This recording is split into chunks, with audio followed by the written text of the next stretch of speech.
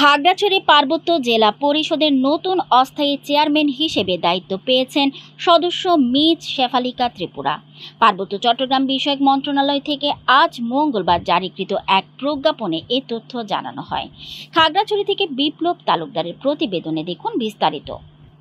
প্রজ্ঞাপনে উল্লেখ করা হয়, খাগড়াছড়ি পার্বত্য জেলা পরিষদ আইন 1989 এর ধারা 14 অনুযায়ী মিজ শেফালিকা ত্রিপুরাকে পরবর্তী নির্দেশ না দেওয়া পর্যন্ত অস্থায়ী চেয়ারম্যান হিসেবে দায়িত্ব পালন করার আদেশ দেওয়া হয়েছে।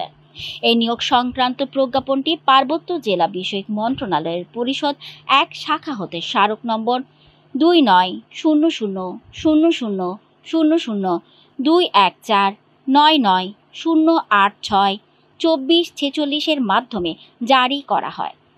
এ বিষয়ে যথাযথ কর্তৃপক্ষের অনুমোদন রয়েছে বলে প্রজ্ঞাপনে উল্লেখ করা হয়েছে। এই প্রজ্ঞাপনের অনুলিপি মন্ত্রী পরিষদ বিভাগের মুখ্য সচিব, জেলা প্রশাসক, পুলিশ সুপার সহ সংশ্লিষ্ট প্রশাসনিক কর্মকর্তাদের নিকট প্রেরণ করা হয়েছে। এর আগে গতকাল সোমবার পার্বত্য চট্টগ্রাম বিষয়ক মন্ত্রণালয় চলমান তদন্ত কার্যক্রমের প্রেক্ষিতে খাগড়াছড়ি পার্বত্য জেলা পরিষদের চেয়ারম্যান জিরুনা ত্রিপুরাকে পরিষদের সকল কার্যক্রম থেকে বিরত থাকতে নির্দেশ দিয়েছে। পরিষদের 14 জন নির্বাচিত সদস্যের যৌথ অভিযোগের ভিত্তিতে এই সিদ্ধান্ত নেওয়া হয়েছে।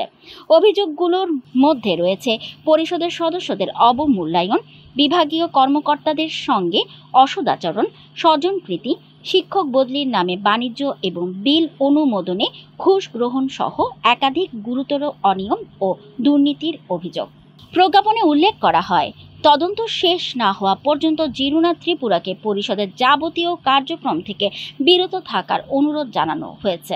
একই সঙ্গে আদেশের অনুলিপি সংশ্লিষ্ট জেলা প্রশাসক, পুলিশ সুপার, মুখ্য নির্বাহী কর্মকর্তা এবং উপদেষ্টা কার্যালয়ে পাঠানো হয়েছে।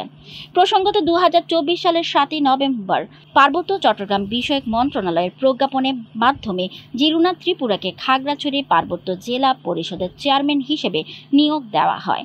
দায়িত্ব গ্রহণের পর থেকে স্থানীয় পর্যায়ে বিভিন্ন মহলের সমালোচনার মুখে পড়েন তিনি।